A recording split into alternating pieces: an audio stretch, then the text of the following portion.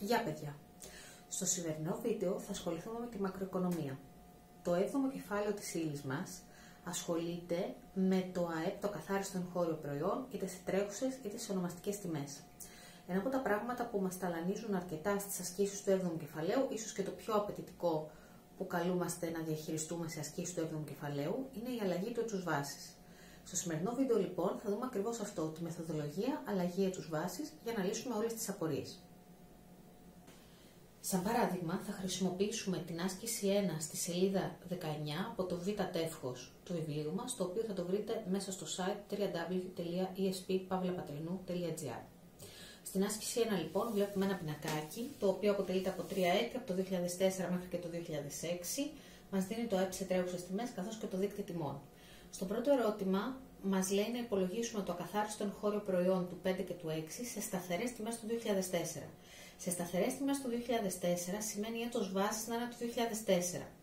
Εμείς στο πινακάκι μας παρατηρούμε ότι το 2004 ο ΔΤ είναι 100, άρα αυτό σημαίνει ότι αυτός ο πίνακας είναι έτοιμος με έτος βάσης το 2004.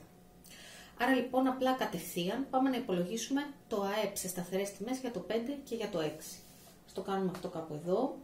Το 2005 το ΑΕΠ σε σταθερές τιμές θα είναι το ΑΕΠ σε τρέχουσες προς το δείκτη τιμών επί 100, αυτός είναι ο τύπος, άρα το ΑΕΠ σε σταθερές τιμές το 2005 είναι 150 προς 120 επί 100, άρα έχουμε 15 δωδέκατα, το οποίο μας δίνει 1,25 επί 100, άρα 125.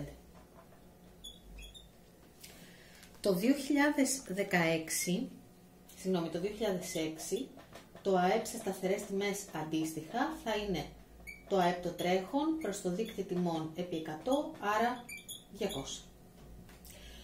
Στο δεύτερο ερώτημα, πάλι αρκετά εύκολο, μας λέει να υπολογίσουμε την πραγματική ποσοστιαία μεταβολή του ΑΕΠ από το 4 στο 5 και από το 5 στο 6, πάλι σε σταθερές τιμές του 2004, δηλαδή και για το δεύτερο ερώτημα δεν χρειάζεται να αλλάξουμε έτος βάσης.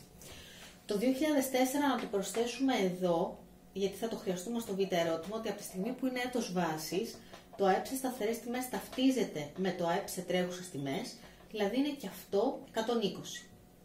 Οπότε στο β' ερώτημα χρειαζόμαστε την ποσοστιαία μεταβολή του ΑΕΠ σε σταθερές τιμές αρχικά από το 4 στο 5, με το γνωστό τύπο τελικό μείον αρχικό προς αρχικό επί 100, άρα 125 μείον 120 προς 120 επί 100, διώχνω όπου έχω μηδενικά, άρα 50 δωδέκατα, το οποίο θα μας δώσει ένα ποσοστό 4,16 περιοδικό, άρα 4,16%.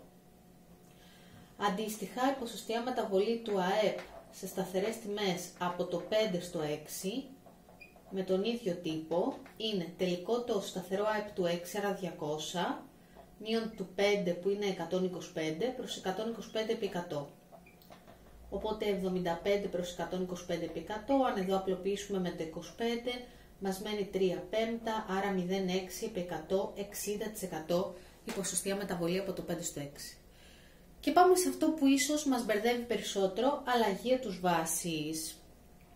Εδώ μας λέει το ΑΕΠ του 2005 και του 6 σε σταθερές τιμές του 5. Σε σταθερές τιμές του 5 σημαίνει έτος βάσης να γίνει το 2005. Για να το κάνουμε αυτό χρειάζεται να αλλάξουμε τη στήλη του ΔΤ.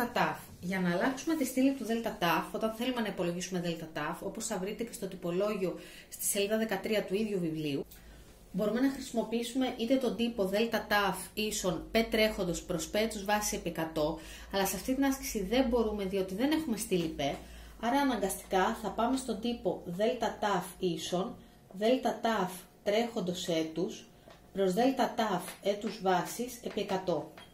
Αυτό που εδώ μπερδεύει τους μαθητές είναι το εξής. Σε αυτόν εδώ τον τύπο θα θυμόσαστε ότι αντικαθιστούμε τα ΔΤ από τον αρχικό πίνακα. Άρα αντικαθιστούμε από τον αρχικό. Τι θέλω να πω με αυτό? Γνωρίζουμε ότι τη χρονιά που θα γίνει έτος βάσης ο δείκτης τιμών γίνεται 100. Άρα με βάση το νέο έτος βάσης που είναι το 2005 ο δείκτης τιμών του θα είναι 100. Όταν όμως θα αντικαθιστούμε εδώ προς ΔΤ του 2005, δεν θα βάζουμε το 100 για το 2005, αλλά θα βάλουμε το 120 που προϋπήρχε. Πάμε να το δούμε αναλυτικά. Μας ζητάει πρώτα για το 2005. Καταρχάς, το 2005 αφού θα γίνει έτος βάσης, ο δείκτης τιμών ο τόνος του 5 από τη θεωρία είναι 100, άρα αντίστοιχα και το ΑΕΠ το τόνος, το σταθερό του 2005, ισούται με το ΑΕΠ σε τρέχουσες του 2005, το οποίο δεν αλλάζει ποτέ και είναι 150. Κλείσαμε με αυτό. Πάμε τώρα στο 2006 που θα πρέπει να υπολογίσουμε το καινούριο ΔΤΑΦ. Το ΔΤΑΦ λοιπόν το τόνος για το 2006 είναι το ΔΤΑΦ του τρέχοντος έτους, δηλαδή του ίδιου του 2006, αυτό σημαίνει τρέχον έτος, η χρονιά που είμαι, προς το ΔΤΑΦ της χρονιάς που θέλω να κάνω έτος βάσης, δηλαδή του 5, επί 100. Θυμίζω ότι καθιστώ από την αρχική στήλη, άρα το ΔΤΑΦ του 6 που είναι 150, προς το ΔΤΑΦ του 5 όχι το 100, το αρχικό, γι' αυτό τόνωσα το αρχικό πίνακα, 120 επί 100.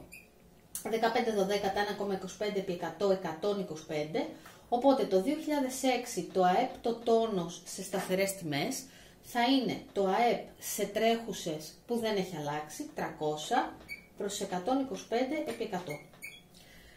300 προς 125 θα μας δώσει 2,4, επί 100 240 είναι το καινούριο το ΑΕΠ σε σταθερές τιμές.